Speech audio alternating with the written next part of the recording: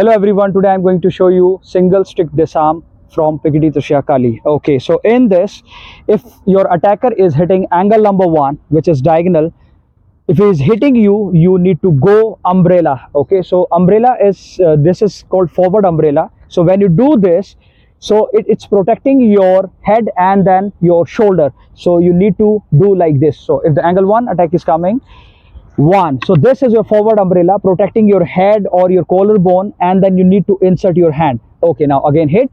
So it's 1 and then back, 2 and back.